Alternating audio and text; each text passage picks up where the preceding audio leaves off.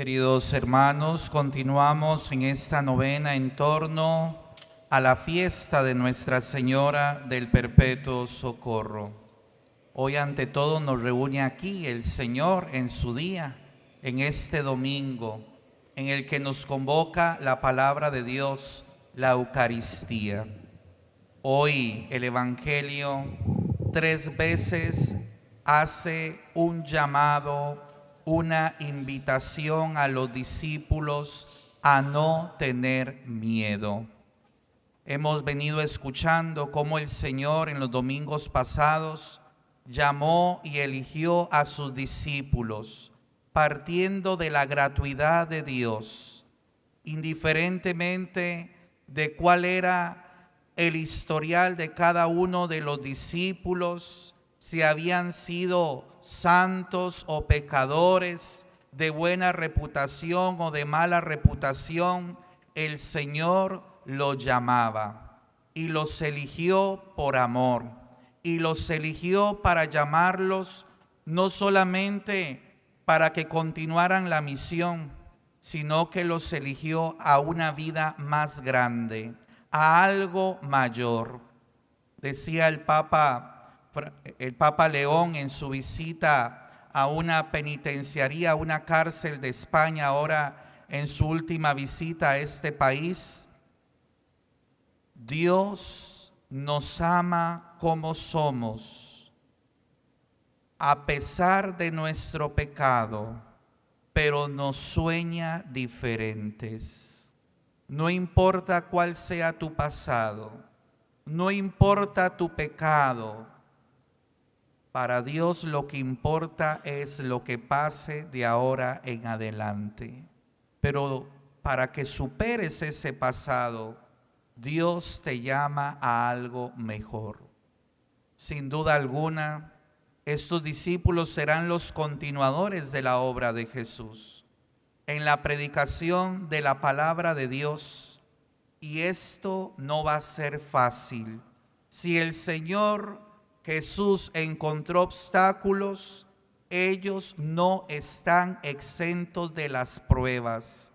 A como va a haber gente que acepte el mensaje, van a haber quienes lo rechacen, y de una forma violenta. Hemos escuchado hoy en la primera lectura cómo el profeta Jeremías fue amenazado de muerte. Pero hermanos, por eso el Señor les dice, les repite a sus discípulos: no tengan miedo. ¿Y qué quiere decir este no tengan miedo? No solamente no tener temor, no acobardarnos frente a las pruebas, frente a las dificultades, frente a las amenazas. Quiere decir todavía algo mayor. Primero, que siempre va a triunfar el bien sobre el mal. Nunca tiene más poder el mal que el bien. Por eso debemos de creer en el bien y debemos de realizarlo, a pesar de que tenga enemigos, a pesar de que a muchos no les gusta nuestro bien porque denuncia también su pecado, su no compromiso con el cambio. Tenemos que perseverar en el bien. Él triunfará, Él prevalecerá. ¿Qué cosas nos asustan hoy de nuestro mundo? Donde se manifiesta el poder del pecado institucional, del pecado personal. Ese pecado que lleva a la injusticia, a la guerra, a la violencia, a la degradación de nuestra sociedad. Esas situaciones políticas, gubernamentales, que en lugar de mejorar nuestros estados, nuestros países, más bien los llevan a un deterioro. No tengamos miedo. El bien vence sobre el mal.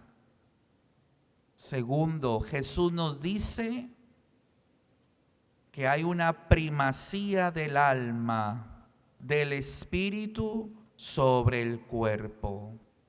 No significa que no debamos de cuidar el cuerpo, de que no valoremos nuestra carne, que no nos preocupemos por nuestra presentación personal, que no nos preocupemos por la salud, por estar bien, pero nos recuerda que ante todo el Espíritu que nunca muere, que si creemos con Cristo y morimos con Cristo, resucitaremos con Cristo, porque nuestra vida es eterna y por lo tanto lo de aquí abajo no tiene un poder decisivo sobre nuestra vida, sobre nuestra corporeidad. Somos un complemento de cuerpo, de razón, de sentimientos y de espíritu. Pero un día el cuerpo morirá, mas el espíritu resucitará. No tengan miedo, dice el Señor, a los que puedan matar su cuerpo, pero sí su alma. A veces solo le dedicamos tiempo a lo corporal, a lo pasajero, a lo material, al dinero, al trabajo, pero no le damos tiempo a lo más importante, que es el espíritu. Tenemos que cultivar la vida espiritual, tenemos que cuidar nuestra relación con Dios, tenemos que cultivar nuestra vida de fe. Por otro lado, el Señor nos invita a confiar en el poder de Él, que cuida amorosamente de todos sus hijos. Ustedes valen más que los pajarillos que caen del cielo. Hoy diría yo, ustedes valen más que los perritos. Ustedes valen por encima de toda la creación. Si el Señor vela por todas sus criaturas, con mucho más razón por nosotros cansa. Pero hermanos, esta confianza nos debe de llevar a Dios. Y no podemos confiar si no tenemos fe. Y por lo tanto el Señor nos pide no solo hacer una confesión personal de Dios, vivir una fe individual, sino que nos pide hacer una confesión pública de nuestra fe. Si Dios nos ama tanto, ¿cómo avergonzarnos de Él? ¿Verdad que no cabe en nuestra lógica humana que un hijo se avergüence de su padre? ¡Qué triste! Yo conozco hijos, hijas que se avergüenzan de su papá, de su mamá, que se avergüenzan de la familia de la que provienen, porque quizás sí, su familia no estuvo a la altura, fueron abandonados por sus padres, irresponsabilidad, violencia, borrachera, falta de respeto. Estar en la casa era signo de guerra, de pasarla mal. Pero si Dios nos ama tanto, podremos avergonzarnos de Él. ¿Cuántos somos cristianos solo aquí, dentro del templo, dentro de la iglesia, dentro del grupito, pero allá afuera en el trabajo, en la vida diaria, cuando otros nos preguntan de Dios, escondemos la fe?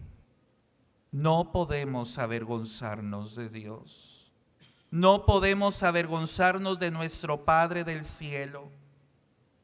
Y esto implica, hermanos, en todas las dimensiones de nuestra vida, en nuestras opciones, en la defensa de los valores del Evangelio.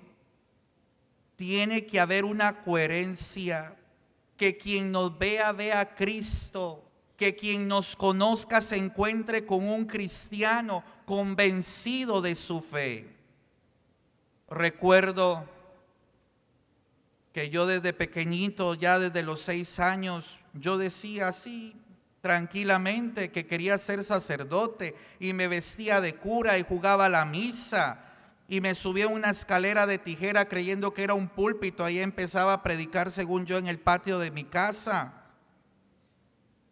No sé, un niño anormal, porque uno de esas edades yo creo que no está pensando en ser sacerdote. Mis juegos no eran ir a patear pelota, ¿no?, a jugar carritos, a corretear con otros niños por la calle, metido en ese ambiente religioso, espiritual. La gente siempre le pregunta a los niños: ¿y usted qué quiere ser de grande? Y yo decía: yo quiero ser sacerdote, ¿no? Nunca dije me voy a casar, voy a tener hijos, quiero ser un ingeniero, quiero ser un médico. No. Y eso que a pesar que me gustaba mucho la enfermería, la atención al paciente, a la persona directa, siempre dije quiero ser sacerdote. Pero ese siempre me llegó a un momento también de prueba, ¿no? Cuando llegué al colegio, lo primero que le preguntan también el primer día de clases: diga su nombre, cuánta edad tiene, qué quiere ser grande. Y dije quiero ser sacerdote. Burlas, juicios, rechazo, bullying. En mi colegio yo no tuve círculo de amigos varones. Solo andaban conmigo 2 chicas, y porque ellas también eran excluidas del resto del grupo de las mujeres. Llega el siguiente año, vuelven a preguntar lo mismo y Alejandro dice que quiere ser enfermero. Y entonces un primito mío también estaba de compañero en el aula, en mi mismo nivel, en mi misma sección, y llegó y contó a la casa y mi papá escuchó: Alejandro ya no quiere ser cura, quiere ser enfermero. Y entonces en la noche recuerdo que antes de irme a acostar me llamó papá: hijo, ¿es cierto que ya no quiere ser cura? No, papá. Y me puse a llorar. Y le dije: papá, es que si yo digo que si quiero ser cura voy a seguir sufriendo bullying. Ahora hasta de gay me acusan, de que no me gustan las mujeres, de que soy un violador, porque lamentablemente en ese momento empezó a estallar denuncias de abusos sexuales en la iglesia de Costa Rica. Y todo lo que se refería a cura, a sacerdote en la iglesia, era signo de algo malo, de algo negativo. Y papá me dijo: no pudiste afrontar esa prueba, y si deseas ser cura vendrás otras peores. Hijo mío, te recuerdo lo que dice la palabra de Dios: a quien se declare por mí ante los hombres, yo también declararé por él ante mi Padre que está en los cielos. Pero si uno me niega ante los hombres, yo también lo negaré ante mi Padre que está en los cielos. No nos podemos avergonzar de Dios, de nuestra fe. Y mi papá me hizo entender aquello que decía el santo cura de Ars: el sueño más hermoso y más grande que Dios puede poner en el corazón de un hombre es ser sacerdote. Después esos compañeros que se burlaban de mí más bien me buscaban para que yo los aconsejara, ¿no? Me contaban de sus amoríos, compañeritas que habían quedado embarazadas y que qué hacían, si le contaban o no a mamá, a papá, si abortaban o no, y me tocaba a mí aconsejarles, rezar por ellas, ver el día de mi ordenación, compañeros del colegio ahí presentes, profesores. Hermanos, esas pruebas nos preparan para mayores en la vida. Pero ¿cómo vas a afrontar las pruebas si no tienes a Dios? Porque te avergüenzas de Él. Ten orgullo de tu fe. La fe es lo único que puede salvar al hombre. Todo pasa, pero solo Dios permanece. Cierro aquí el comentario al Evangelio, porque estamos en la novena del Perpetuo Socorro y venimos reflexionando sobre la familia. Hemos venido hablando de esa figura tan importante que son los esposos, de los niños como hijos que Dios da a la familia, sobre los que se construye la familia, que son la alegría del hogar, que son la plenitud de los esposos, que son los depósitos de ese amor que es capaz de transmitir vida. Y hoy nos toca hablar de los jóvenes. ¿Qué pensamos cuando hablamos de la juventud? No solo en la familia, a veces en la iglesia. Y hermanos, el Papa Francisco nos regaló una exhortación muy bonita que era el fruto del sínodo sobre los jóvenes, que tituló Jesucristo vive. Y nos recuerda que en la época donde también los jóvenes valían poco, Jesucristo se hizo un joven entre los jóvenes.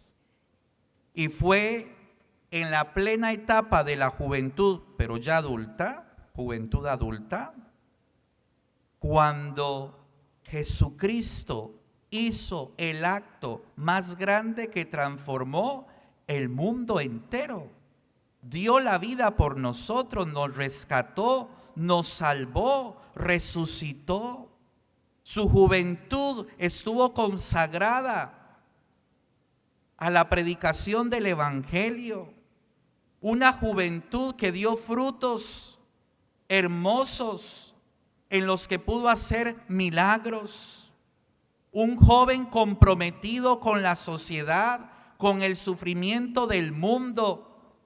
Fue este joven el que transformó la humanidad. El Evangelio, la Sagrada Escritura nos hablan de muchas historias de jóvenes, tanto en el Antiguo Testamento como en el Nuevo Testamento. José de Egipto, el rey David, Salomón, Ruth, María de Nazaret. Nos habló del joven rico que se acercó a Jesús con deseos de tener vida eterna. Nos habló de la resurrección de la jovencita hija de Jairo. Nos habló de las jóvenes prudentes. El Evangelio está marcado por la vida de los jóvenes. El mismo apóstol Pablo recomienda a Timoteo que se sienta parte de la comunidad y le indica que nadie te desprecie por ser joven.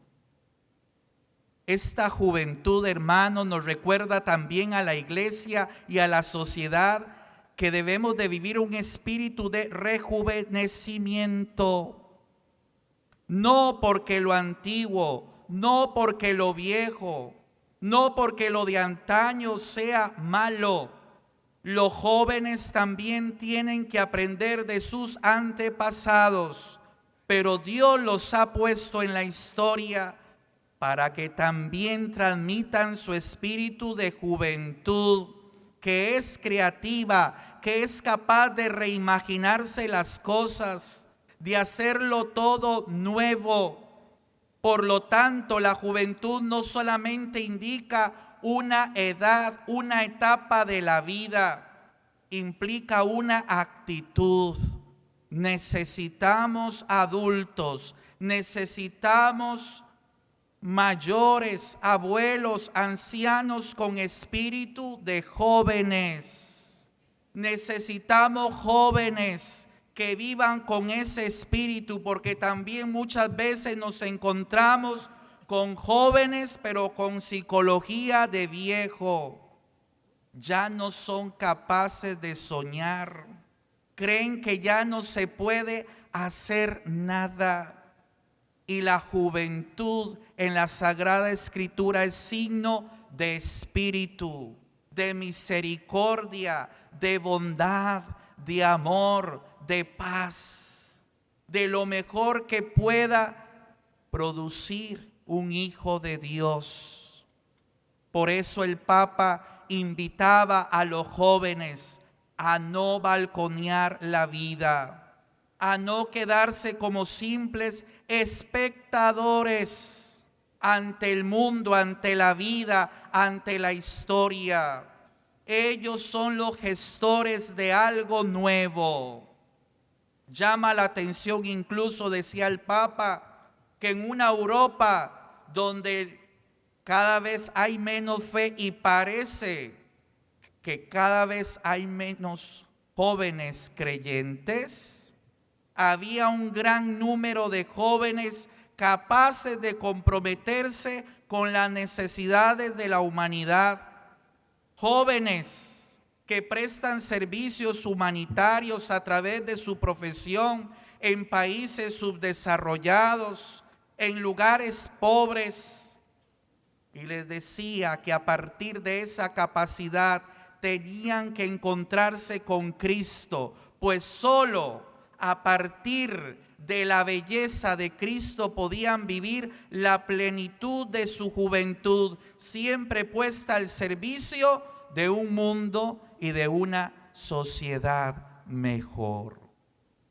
Por eso, hermanos, estamos invitados a creer en nuestros jóvenes, a no tenerles miedo.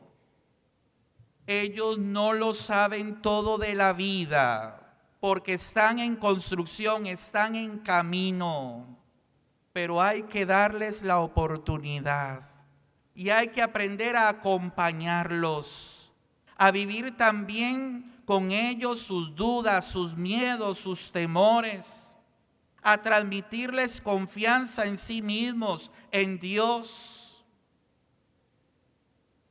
a enseñarles, pero también nosotros dejarnos enseñar por ellos y aprender desde lo que ellos son capaces de dar y de aportar.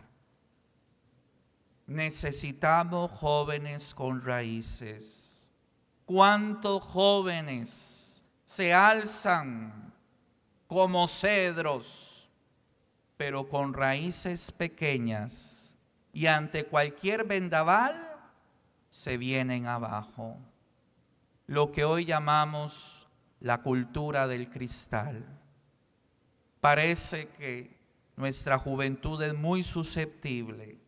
Cualquier cosa les quiebra. Pero es precisamente ahí donde nosotros, los adultos, donde nosotros, la iglesia, donde ustedes, papás, donde ustedes, pueblo, tienen que ayudar a forjar jóvenes con raíces fuertes para que puedan seguir venciendo al mundo. En la historia de la salvación, Dios también puso a una joven que transformó, que colaboró con la historia de la salvación, con nuestra historia de fe. María Santísima, que fue llamada, se cree, a los 14, a los 15 años de edad para ser la Madre de Dios. María no lo sabía todo, María no lo entendía todo. También se hizo preguntas y respondió con un sí confiado en Dios, aunque no tuviera claro el futuro. No dijo un sí porque no le quedaba de otra, como para probar a ver cómo me va, sino con la plena confianza de que Dios iba a hacer a través de su pequeñez grandes maravillas, convirtiéndose así en una portadora de la promesa de Dios. Jóvenes, Dios los llama a ustedes a ser portadores de una bendición, portadores de una promesa. Pregúntate, ¿qué quiere Dios de mí? ¿Qué puedo hacer yo por Dios y por los demás? ¿Qué puedo hacer yo en mi iglesia? ¿Qué puedo hacer yo por mi familia? Ustedes, jóvenes, son el ahora de Dios, el ahora de la iglesia. El Señor y la Santísima Virgen María acompañe el caminar de nuestros jóvenes y nos den a nosotros la sabiduría para poderles acompañar en ese camino. Que así sea. Amén. Amén.